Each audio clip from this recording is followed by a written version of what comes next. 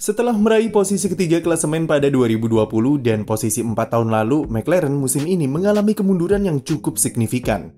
McLaren hanya bisa finish di posisi kelima klasemen konstruktor dan harus mengakui keunggulan dari tim Alpine yang sepanjang musim ini bisa tampil lebih solid.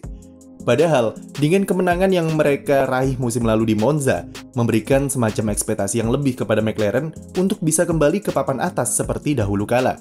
Tapi musim pertama penerapan regulasi mobil baru ternyata mengungkap ketidaksiapan dan tertinggalnya McLaren dibanding rival-rivalnya.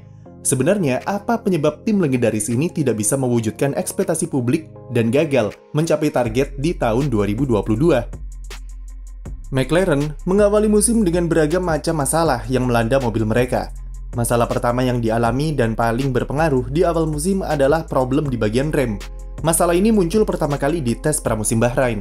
Rem di mobil MCL36 sangat rentan mengalami overheating atau panas berlebih yang diakibatkan karena terhambatnya aliran udara yang berguna untuk mendinginkan cakram rem di brake duct. Problem ini membuat McLaren tidak bisa maksimal di tes pramusim dan menyebabkan mereka kehilangan banyak waktu yang berharga untuk koleksi data. Selain itu, Daniel Ricciardo juga tidak bisa tampil di pramusim Bahrain karena terkena COVID-19 dan membuat persiapannya terhambat. Pada balapan pembuka di sirkuit Sakir, duo McLaren harus puas menghabiskan mayoritas race di papan bawah dan gagal mendapatkan poin. Mereka sempat menunjukkan tanda perkembangan positif di balapan berikutnya di Arab Saudi dan Australia. Kedua sirkuit tersebut bisa menutupi kelemahan mobil mereka yang mempunyai overall downforce yang rendah. Minimnya purposing yang terjadi di McLaren selain karena desain floor yang efisien dalam mengatur aliran udara, tapi juga karena downforce yang dihasilkan tidak cukup besar di mobil mereka. Tapi kemudian di Imola, McLaren meraih podium kejutan dan satu-satunya musim ini oleh Lando Norris. Meskipun itu juga dibantu oleh faktor cuaca di awal race dan kekacauan yang terjadi saat start dan kesalahan Charles Leclerc menjelang akhir balapan. Walau jelas menunjukkan perkembangan yang positif, tapi McLaren sendiri tidak tahu betul seperti apa kemajuan yang mereka buat di mobilnya. Itu karena sampai race di Imola tidak banyak upgrade yang mereka berikan, dan masalah rem yang overheating juga masih dialami. Faktor karakteristik track, temperatur, dan aspal sirkuit dinilai berperan ke hasil positif yang diraih Lando Norris sejak Arab Saudi sampai Imola. Problem di McLaren semakin terlihat di GP Miami, sampai kemudian mereka mengeluarkan update besar pertamanya di Spanyol. Di sana, McLaren akhirnya memperbaiki masalah pendinginan remnya dan memberikan beberapa komponen baru ke mobilnya. Tapi sayangnya, itu tetap belum bisa mengembalikan tim ke performa terbaiknya. Bagi McLaren, masalah rem yang mereka alami dinilai menjadi biang kerok terhambatnya pengembangan mobil MCL36.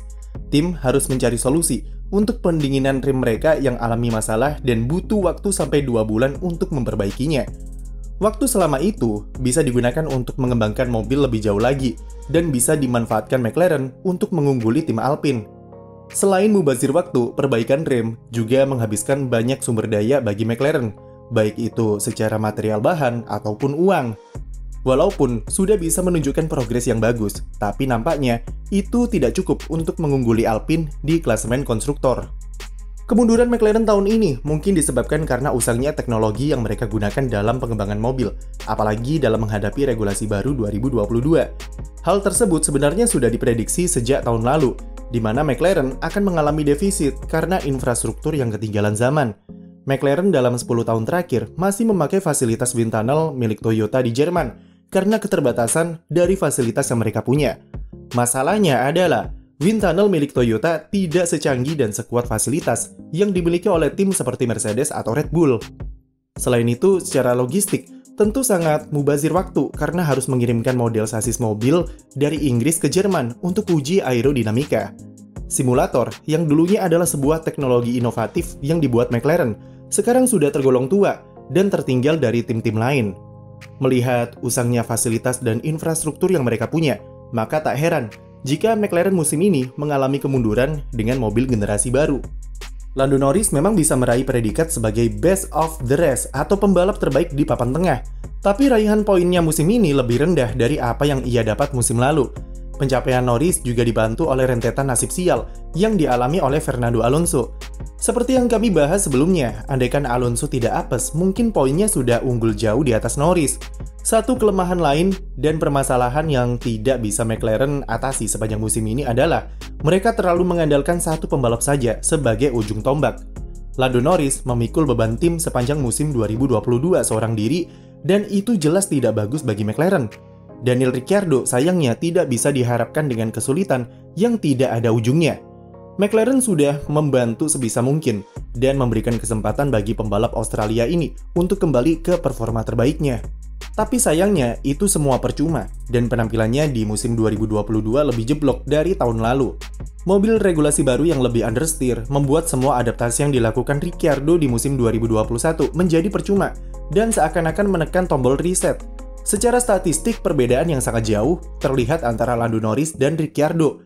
Head-to-head kualifikasi antara kedua pembalap McLaren ini menjadi yang paling jomplang di grid F1 dengan 20 kali Norris bisa mengalahkan rekan setimnya.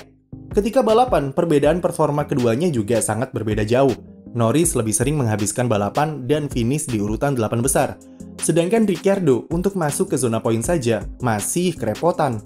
Dibandingkan dengan Norris, mantan pembalap Red Bull ini hanya mampu bertengger di urutan ke-11 dengan koleksi 37 poin saja, nyaris seperempatnya dari raihan Norris. Perbedaan yang besar itu membuat performa McLaren kurang solid, apalagi mereka berhadapan dengan tim Alpine yang punya line up yang sangat kuat dalam hal produktivitas poin. Untuk kembali kompetitif, McLaren sudah melakukan beberapa perubahan. Salah satunya adalah direkrutnya Oscar Piastri untuk membentuk performa tim supaya lebih solid. Kegagalan Daniel Ricciardo memenuhi ekspektasi tim, memaksa McLaren untuk memutus kontraknya lebih awal, dan membajak Piastri dari Alpine yang sempat mencuri perhatian di pertengahan musim 2022. Alasan kenapa McLaren kepincut dengan talenta Piastri adalah dia masih bisa berkembang lebih jauh dan memberikan jaminan lumbung poin bagi tim ketika dibutuhkan. Piastri yang masih baru dan minim pengalaman dalam mengemudikan mobil F1 tentu memberikannya ruang yang lebih leluasa untuk mengeksplor gaya balap yang sesuai untuk menaklukkan mobil McLaren. Apalagi, Piastri diberikan banyak porsi tes sebagai persiapan untuk debutnya musim depan. Bersama Alpine, dia sudah menghabiskan total 3.000 km mengemudikan mobil F1 di tes privat. Sebelum tes Abu Dhabi kemarin, Piastri bahkan sudah diberikan tes di Paul Ricard dengan mobil McLaren tahun lalu. Jadi, kami tak akan heran jika musim depan dia akan cepat beradaptasi dan langsung klik dengan tim barunya.